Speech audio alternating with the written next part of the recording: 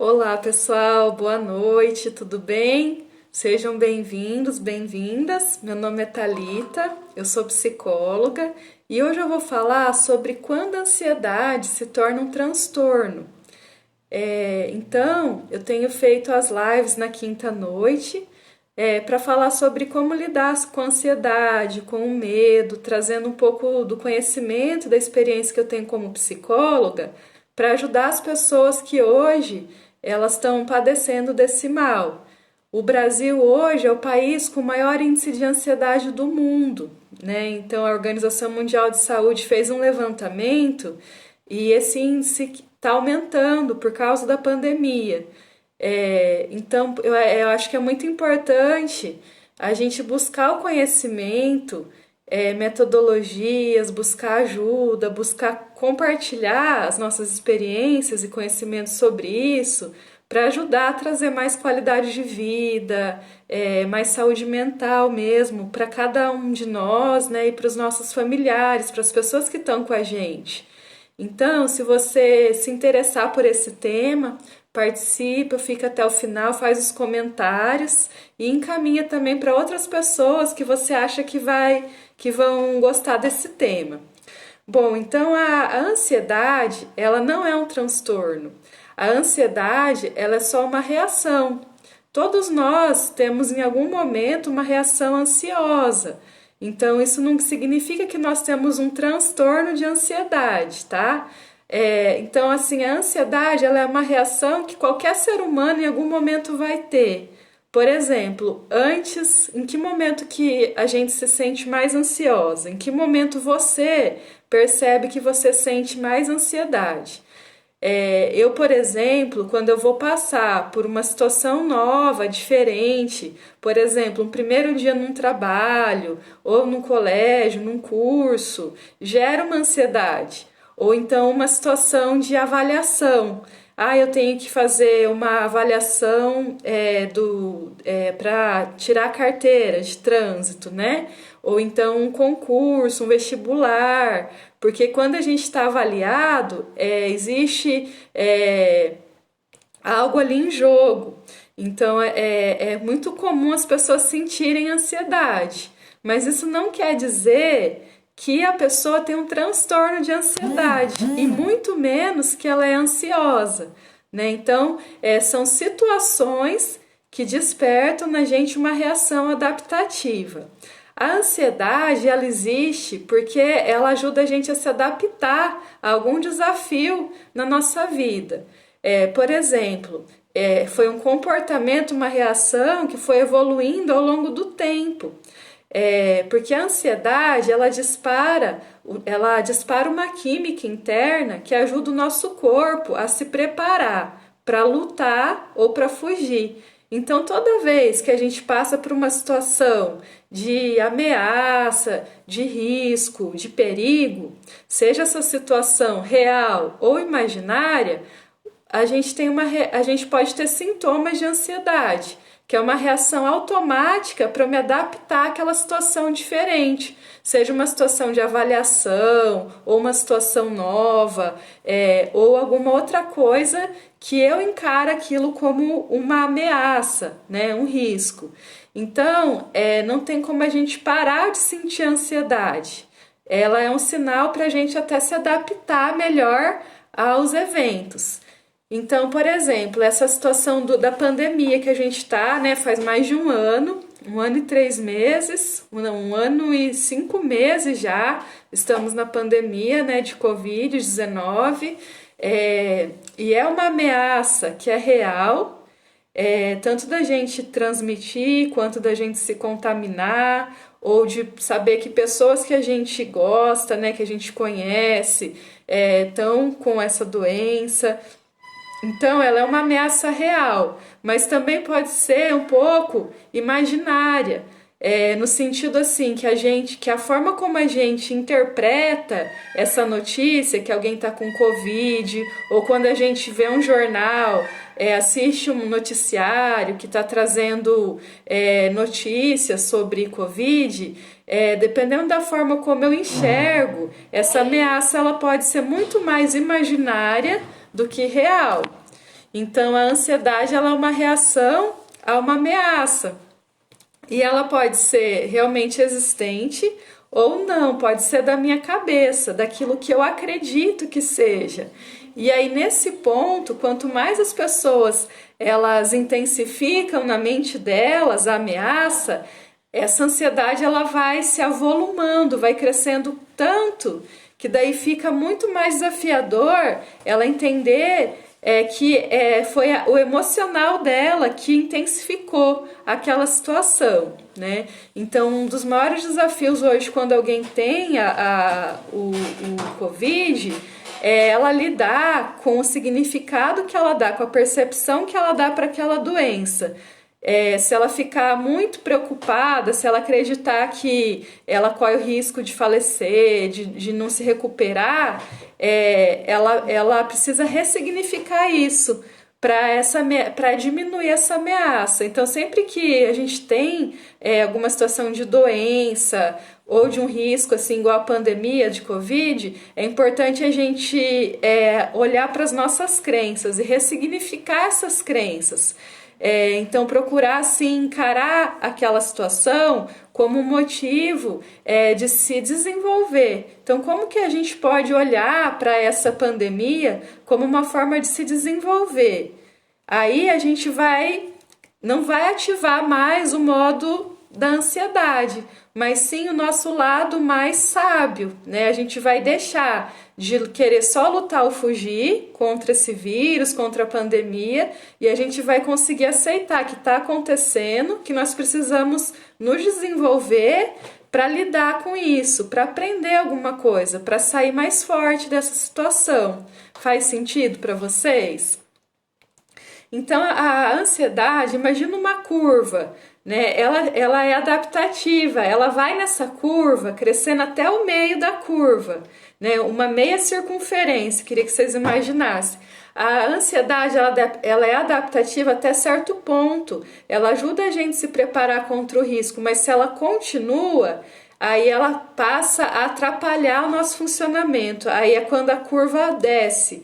Então, assim, é importante eu me preparar, por exemplo, para situações novas, desafiadoras. Então, por exemplo, eu tenho que fazer uma apresentação numa reunião de trabalho. Eu posso ficar ansiosa naquele momento, eu posso suar, dar dor de barriga, dar uma palpitação, acelerar o coração, ficar, né, assim, com alguma dificuldade de falar. Isso tudo é sinal de ansiedade, né, de medo, ou ficar preocupada, né, ter pensamentos, suar frio.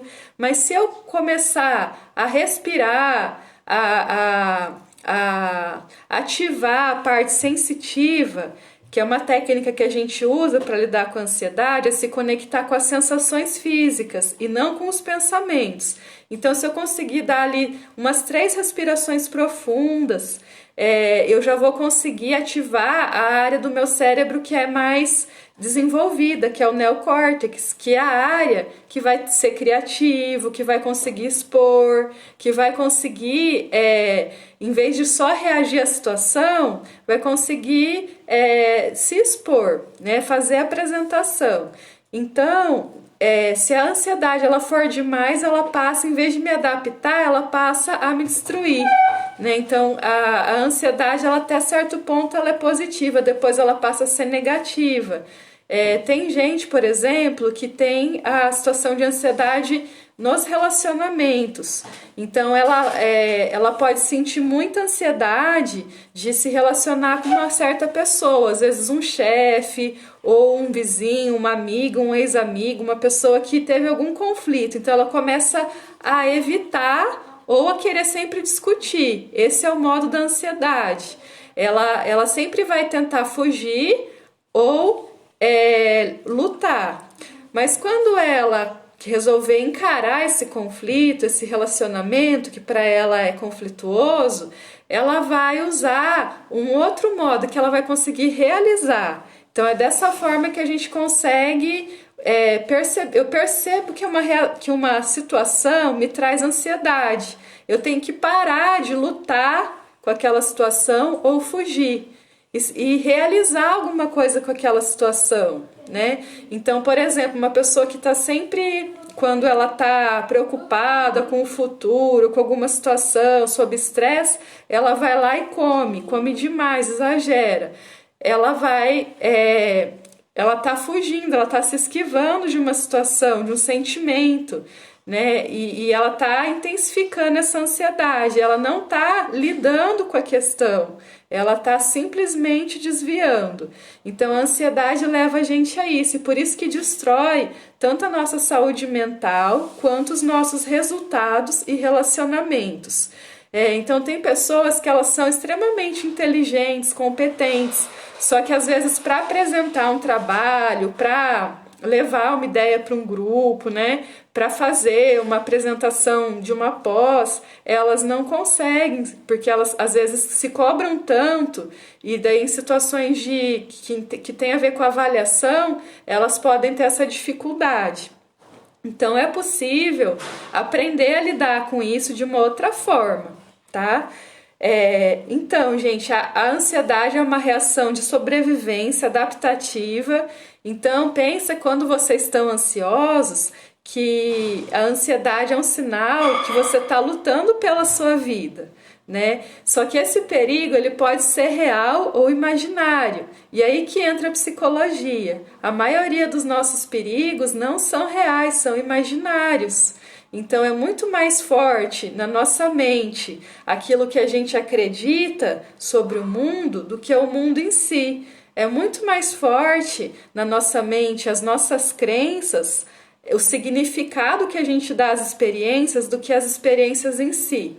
Eu atendo pessoas, né, crianças, que passaram por várias situações assim, de violência, né, eu atuo na vara da infância como psicóloga judiciária, e elas estão bem, né? E quando eu falo, nossa, eu atendo crianças que já passaram por violência, já foram acolhidas, algumas já foram adotadas, né? Estão com uma nova família, e elas têm uma capacidade de ressignificar a história, de tirar aprendizado da história de vida delas e ficarem bem. Mas às vezes uma pessoa que está de fora fica olhando com dó, fica olhando assim, nossa, não entendo, coitada dessa criança. E isso acaba prejudicando a criança, porque ela começa a se ver daquela forma.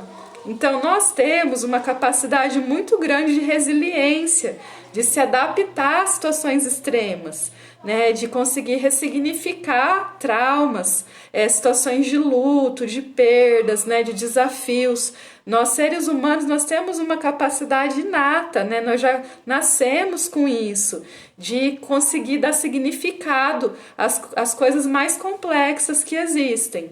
Então, eu acredito muito nisso, que no trabalho da terapia, a gente faz daí uma análise do quanto que esses perigos eles são reais realmente, né? Eles existem fora e para os outros, ou eles são imaginários. Então, como eu falei, a pandemia de Covid-19 é uma ameaça real, né? Todo mundo sabe que existe, que é real, e como que teve consequências. Mas muitas ameaças relacionadas à pandemia, elas são imaginárias. Elas vêm de fantasmas, de crenças, né, de significados que nós associamos, que tem a ver com a gente, e a gente projeta na pandemia. Então sejam bem-vindas, Elisângela, Rose. Então, na terapia a gente vai analisar por que a gente cola um significado imaginário às ameaças que às vezes nem existem, mas existem emocionalmente, existem na nossa imaginação, mas no mundo real, no mundo físico, material, elas não existem mais. Então, por exemplo, imagina uma pessoa que ela foi assaltada, que ela passou por uma situação que foi ameaçada. Claro que ela vai sofrer de ansiedade, a gente chama de síndrome de estresse pós-traumático. Pelo menos por 6 meses, essa pessoa ela não vai conseguir dormir, vai ficar preocupada, ela vai acelerar o coração, vai esquecer as coisas, vai afetar a memória, a atenção dela, né? Porque não tem como, ela viveu uma situação real. Só que o que atrapalha muito é que ela fica revivendo aquela situação real na memória dela.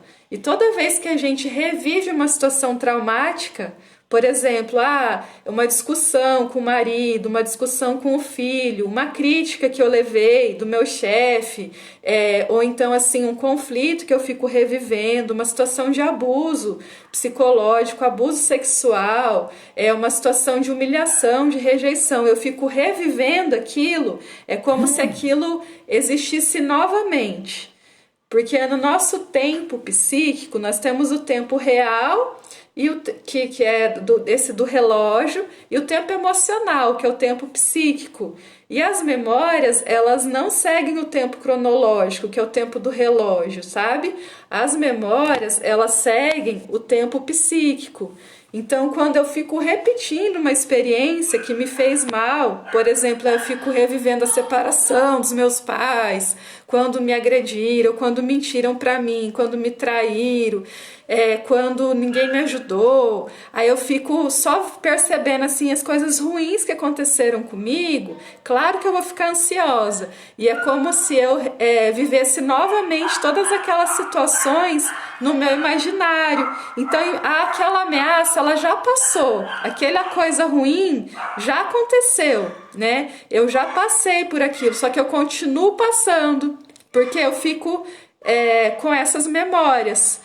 Então é nessa parte que a psicoterapia ajuda, porque quando a gente revive essas experiências, a gente está dando uma intensidade emocional muito mais alta do que elas realmente foram. A gente começa até a criar falsas memórias de coisas que nem aconteceram, né? Então é importante passar por um acompanhamento psicológico, se você tem tido essas lembranças que só te fazem mal, que você só fica imaginando as coisas ruins, sabe? Porque tá acontecendo realmente essas coisas no seu imaginário. E se tá acontecendo no seu psiquismo, no seu tempo psíquico, você fica constantemente sobre essa ansiedade, tá? Como que a gente percebe reações de ansiedade? Pelo corpo. Todo o nosso estado emocional, ele se manifesta pelo corpo. A emoção, ela está alojada na carne. Então, quais são os sinais de ansiedade? É o suor, né? Acordar suada, ou de ficar com a mão fria, gelada. A palpitação, que é de repente o coração disparar, acelerar, né? A tensão muscular, as pessoas que têm ansiedade, elas geralmente sentem um aperto no peito, ou um peso nos ombros, nas costas, ou até mesmo no rosto, na cabeça, né? Dor de cabeça. Sempre que tem uma tensão muscular, existe até um significado para isso, né? Tem a ver com a pessoa, ela tá enfrentando alguma situação que para ela precisa ficar tensa para lidar. Então, por exemplo, quando fala assim, eu tô sentindo um peso do mundo nas minhas costas. Isso vai gerar uma tensão muscular, porque eu falo, eu tô sentindo o peso do mundo nas minhas costas. Eu carrego a minha família sozinha. Eu me sinto sobrecarregada como mulher, com várias atribuições. Para mim tá muito pesado o meu trabalho. Então, até na forma como a pessoa ela fala, ela demonstra que ela está levando essa sensação de ansiedade, de sobrecarga, de pressão, de estresse para o corpo físico dela. Então, sempre a tensão muscular, ela é um dos sinais de ansiedade. Outro sinal de ansiedade é o medo, né? Sentir medo, porque o medo é uma emoção primária que faz a gente reagir também para sobreviver. Então, quem tem medo, por exemplo, um excesso de medo, né? Assim, que não é um medo tão natural, mas é um medo que permanece, né? Às vezes o medo solto mesmo, não precisa ser um medo específico, né? Eu tenho medo, mas eu nem sei do que mas eu sempre tô com medo. E a pessoa até às vezes não consegue respirar direito, ela fica paralisada, porque daí ela não consegue realizar nada, né? Quem tá com medo ou vai fugir ou vai lutar. Mas geralmente a pessoa ela paralisa, porque ela não entende ainda o que está acontecendo, daí não consegue realizar. Outro sinal é a fadiga, né? A fadiga no sentido assim de desgaste físico, emocional. O sono alterado. As pessoas que têm ansiedade, elas tanto podem ter insônia, como também ficar dormindo demais, né? Não é muito comum, mas comum é a pessoa ela dormir pouco, ela ter insônia de não conseguir dormir, ou ela dorme, mas aí acorda durante a noite, que é a insônia intermitente. Eu já tive a insônia intermitente, de conseguia dormir, mas sempre à noite acordava, né? E isso teve a ver com uma fase da minha vida que eu tava com várias atribuições assim, e que depois que eu consegui perceber que estava demais e foi passando, fui terminando, que na época eu fazia mestrado, trabalhava, cuidava das coisas de casa, e aos poucos daí eu comecei a cuidar mais de mim e foi diminuindo esse período aí de viajar demais, sabe? Outra coisa que é um sinal de ansiedade é quando a gente tem perda da atenção.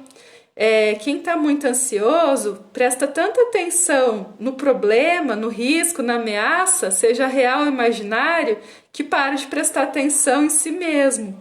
Então a pessoa ela fica tão preocupada de ficar doente que ela para de cuidar da saúde. Ela fica tão preocupada em morrer que ela esquece de respirar. Ela fica tão preocupada de trabalhar, de ter um desempenho, que ela não dorme, ela não descansa, né? Então a atenção ela fica com falhas. As pessoas falam muito para mim assim, eu não consigo terminar, eu começo uma coisa e eu não consigo ali ter uma constância de voltar, de persistir, porque ela pode se distrair muito rápido, porque ela fica tão ansiosa querendo acabar logo, só que daí ela não consegue ter aquela resiliência de ficar mais tempo fazendo alguma coisa e já passa para outra, né? Não sei se vocês já perceberam, já se sentiram assim.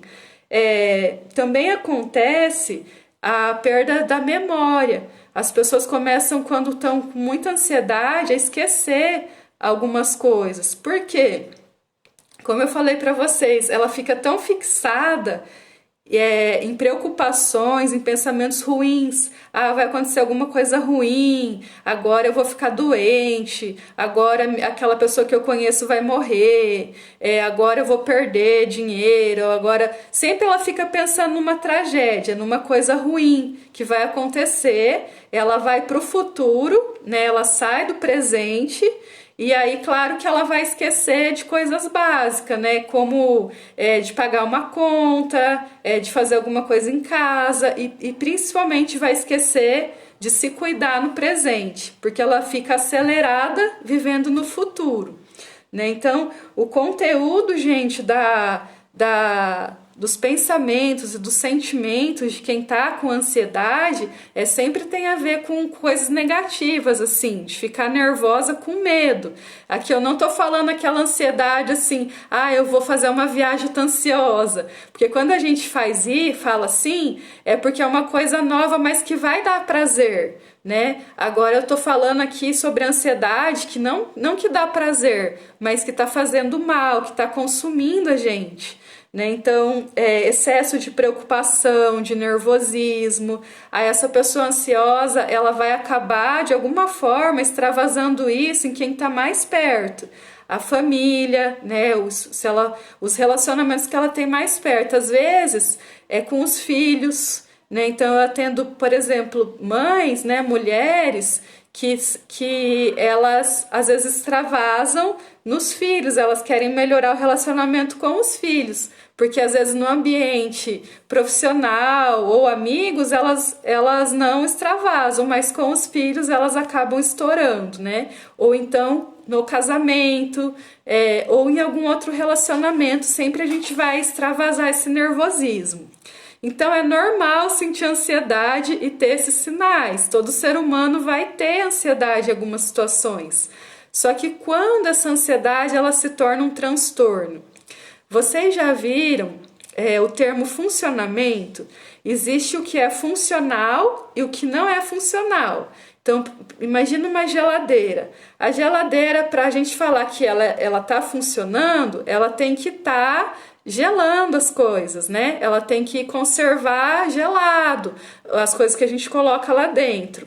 E no ser humano, a gente também usa esse conceito, né, na psiquiatria, na psicologia, que a ansiedade, existe uma ansiedade que ela é funcional, que eu consigo sentir ansiedade e ter todos esses sintomas no meu corpo, né? De perder memória, de perder atenção, de ficar nervosa, de ficar com medo, ter tensão muscular, ter pensamentos negativos, sabe?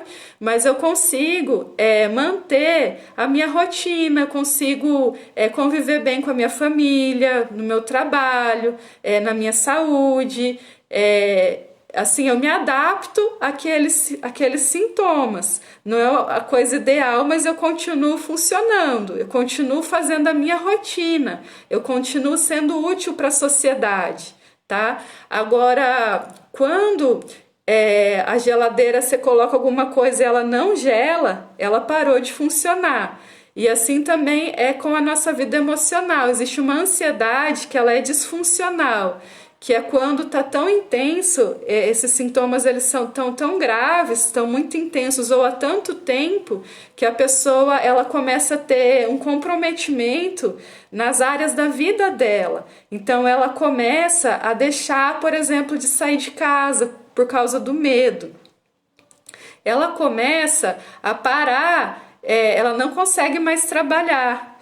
Ela começa a ter transtornos psicossomáticos por causa da ansiedade. Então, assim, imagina uma pessoa que está sempre nervosa. Ela vai, de alguma forma, a química interna dela vai produzir doenças psicossomáticas. Por exemplo, uma gastrite nervosa, né? Ela pode desenvolver transtorno do pânico. Ela vai começar a passar mal, achar que vai morrer, ter uma sensação de morte, ela vai no pronto-socorro, eles vão fazer os exames, tá tudo bem, assim, fisicamente tá tudo bem, mas emocionalmente é muito real a sensação de quase morrer, né? O medo da morte é quando a pessoa tem uma síndrome, uma crise de pânico.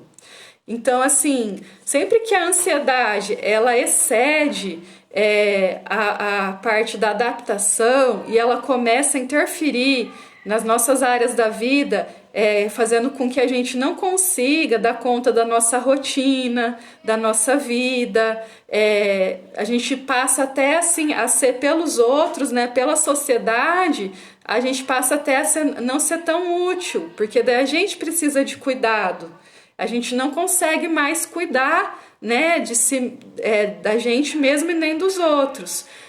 Outra situação também, quando a pessoa ela entra numa compulsão financeira, por exemplo, ela gasta muito, ela perde o controle ali, né, da área financeira, isso pode ter a ver com a ansiedade, né, isso demonstra daí que ela não está bem, porque ela agiu ali por impulso, né?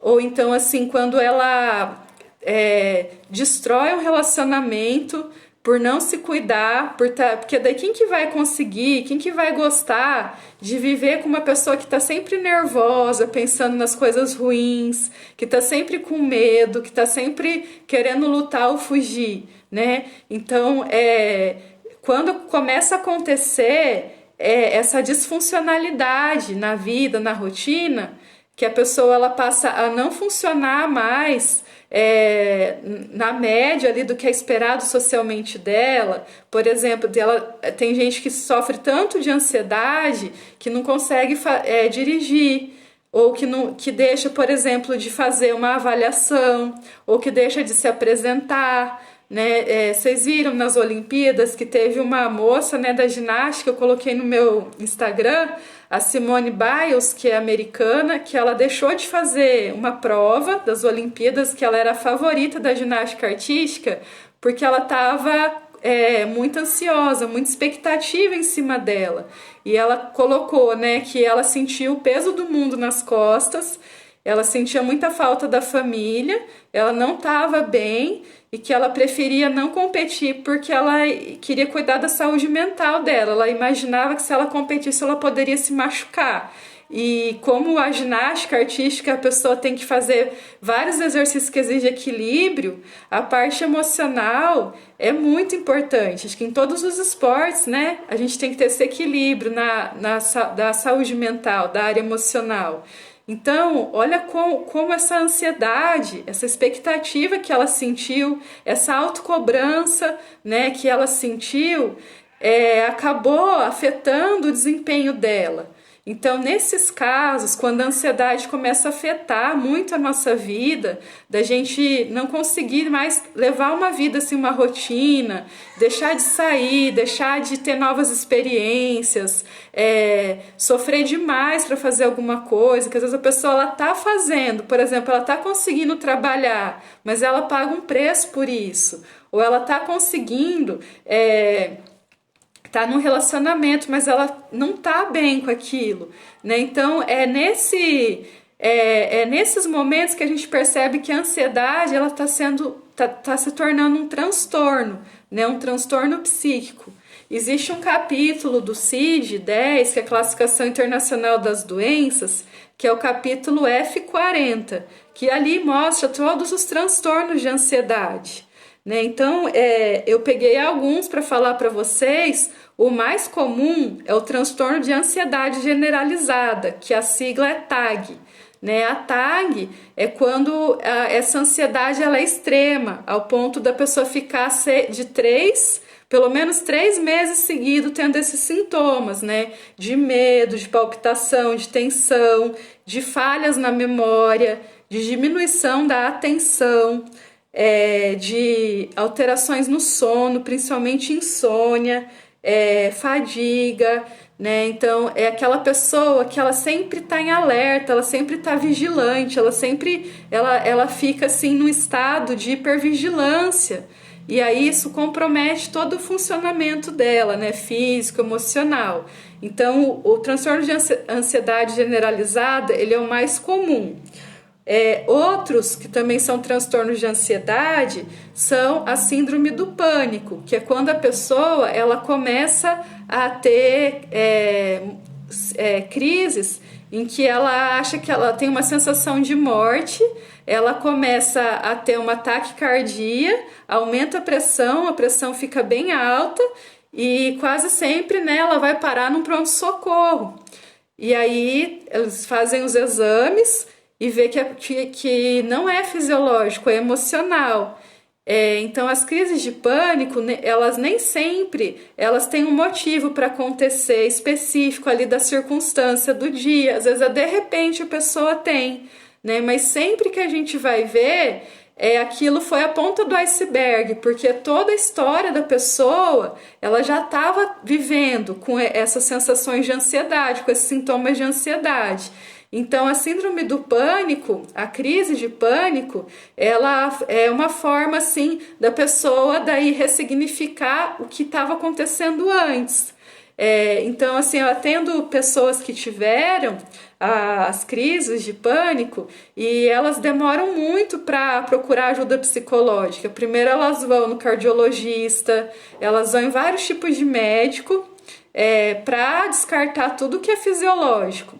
Porque, assim, culturalmente, as pessoas elas acham que a doença física ela é mais aceitável do que a pessoa ter um transtorno psiquiátrico, emocional, né?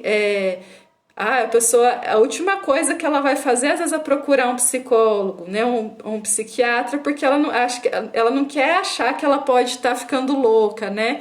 E, na verdade, gente, nós como seres humanos, ainda mais no tempo que nós estamos, né, na pandemia, é um sinal que o corpo pede para ajuda, né? Que a sua mente está... Eu acredito assim que essas vulnerabilidades, as pessoas que elas sofrem, né, de ansiedade, têm essas crises mais graves, que chega a ser um transtorno de ansiedade, é uma forma de pedir ajuda para poder se cuidar, para poder consertar ali o que não está funcionando, para poder olhar para essas ameaças imaginárias que estão na mente, não estão no corpo, né? Então, é natural que as pessoas demorem para procurar o atendimento psicológico, mas o tratamento, né, da ansiedade, do transtorno de ansiedade generalizada e da síndrome do pânico é psicológico, porque a origem desse transtorno é emocional,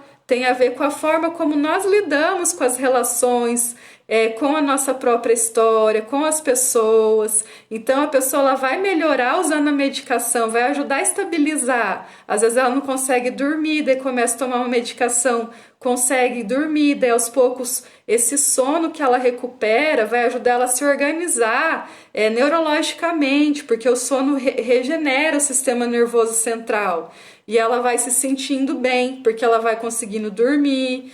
E aí, aos poucos, com o atendimento psicológico, ela também vai ressignificando as experiências, porque a gente precisa aprender a lidar com o nosso passado, porque nós ainda estamos aqui e vamos ter outros desafios. Então, nós precisamos crescer com tudo isso que a pandemia trouxe, porque nós ainda vamos ter outros desafios. Precisamos estar sempre assim, aprendendo sobre nós mesmos e crescendo emocionalmente. Nós fomos feitos para isso. Então não é nenhuma vergonha, não é nenhuma humilhação a pessoa passar por atendimento psicológico. Pelo contrário, as pessoas que aceitam e que fazem o acompanhamento emocional são as pessoas que mais têm resultado, que mais se desenvolvem, que mais se ficam bem, autorrealizadas, porque elas sabem o quanto é benéfico, né? O quanto isso traz liberdade emocional, né? Então, a síndrome do pânico é um tipo de transtorno de ansiedade. Outro tipo de transtorno de ansiedade é a fobia.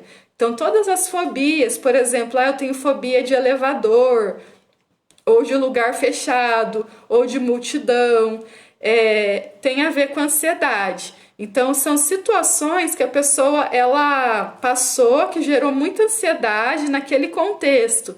E aí ela fica com fobia de se expor àquele contexto novamente. Outro tipo de transtorno de ansiedade é o transtorno obsessivo compulsivo, o TOC. O TOC tem um filme bem legal do Jack Nicholson que chama Melhor Impossível, que mostra, né, o personagem principal, ele andando assim, sem pisar na linha, ele fazendo todos os rituais, o jeito dele se vestir. O transtorno obsessivo compulsivo é aquela pessoa que ela tem pensamentos recorrentes ruins e que ela daí precisa ter comportamentos compulsivos para tentar controlar aqueles pensamentos ruins. Então, por exemplo, uma pessoa que ela pensa assim, eu sou suja, eu sou um lixo, aí ela vai lá e limpa tudo, a casa, né? Faz todo um ritual de limpeza. Ou então ela só usa tal cor, ela cria regras internas nesses pensamentos obsessivos e daí ela realiza aquelas regras internas para conseguir satisfazer aquele pensamento que é obsessivo. Só que esse pensamento obsessivo, ele não é saudável, ele não é real, ele reflete uma crença imaginária que precisa ser trabalhada. E o comportamento compulsivo, ela faz porque ela quer ter o controle, mas na verdade ela está presa nesse jogo que ela mesma criou, que é um jogo imaginário. Então, as pessoas que têm transtorno obsessivo compulsivo, elas têm bastante assim comprometimento da área de relacionamento, porque quem que vai conseguir conviver com alguém que tá toda hora achando que tá tudo sujo, que é muito exigente, que tem ali uma série de regras. Então, é super importante daí fazer a terapia para se cuidar e para melhorar os vínculos também, né? E outro tipo de transtorno de ansiedade é a somatização. Então, como eu falei para vocês, quando a gente excede, fica muito tempo sob ansiedade, vai acumulando no nosso corpo. E aí, de alguma forma, nós podemos paralisar um membro do corpo, e isso é emocional. ou então assim desenvolver alguma doença psicossomática, né? Existem vários exemplos, mas, por exemplo, a gastrite que é psicossomática. Mas outra coisa assim que acontece que toda vez que a gente tem ansiedade, vai diminuir a nossa imunidade. E aí a gente fica muito mais suscetível a qualquer tipo de doença, a qualquer infecção. A pessoa que ela sofre de ansiedade, ela também fica tão focada nas coisas ruins que ela não se cuida. Então ela acaba daí não cuidando da saúde física, né? De fazer exercício, de se alimentar bem. Então, assim, para não chegar nesse nível de somatização, quando a pessoa ela começa a fazer uma atividade física, cuidar, ter uma alimentação mais saudável, ela já vai mudando as crenças. Ela fala, nossa, eu sou importante, eu tô me cuidando. Então, quem cuida do corpo físico está cuidando também da saúde mental. É muito importante a gente ter essa visão da saúde como sistêmica, né? Que a nossa saúde ela é do corpo físico, mental, racional, espiritual. Quando eu leio um livro, né, de qualidade que me traz boas memórias, bons sentimentos, eu estou criando uma realidade imaginária. Então é importante a gente selecionar também racionalmente os nossos estímulos, né? Quando eu pratico a fé, a espiritualidade, quando eu agradeço a Deus, quando eu oro, eu leio a Bíblia, mesmo que seja uma coisa assim que não é racional, mas é que eu acredito, eu tô também alimentando a minha saúde mental. Então tudo isso vai diminuindo a ansiedade, certo? Então, gente, o principal que eu queria deixar para vocês era essa contribuição hoje, que a ansiedade ela é uma reação adaptativa, mas quando ela passa a ser exagerada e a gente deixa de funcionar nas nossas áreas da vida, deixa de conseguir ter uma rotina, tem prejuízos, né, nos relacionamentos ou na vida profissional, na vida social, essa ansiedade ela vai ser caracterizada como um transtorno de ansiedade. E aí nós temos pelo menos 5 tipos de transtornos. O transtorno de ansiedade generalizada, a síndrome do pânico, as fobias, o transtorno obsessivo compulsivo e as somatizações. Então, todos esses transtornos, eles só são assim a ponta, o final de uma história que a gente precisa cuidar antes, né? Então, o ideal é lidar com a ansiedade ainda quando ela não está assim no momento que está prejudicando tanto, né? Mas assim, é possível cuidar também quando as pessoas estão mais fragilizadas. É por isso daí que eu faço, né, o atendimento psicológico, quando as pessoas elas estão mais fragilizadas e depois acompanho por um tempo até elas ficarem mais estáveis, emocionalmente falando. Então, obrigado pela presença de vocês. Queria que vocês dessem um feedback sobre a live, se ajudou em alguma coisa, que insight vocês tiveram com essa live, pensando na vida de vocês. Vou deixar a live gravada. Vocês podem também encaminhar os comentários, tá? Para eu saber se eu tô falando a língua de vocês e sugestões também, tá bom? Um abraço, gente. Boa noite. Fiquem com Deus.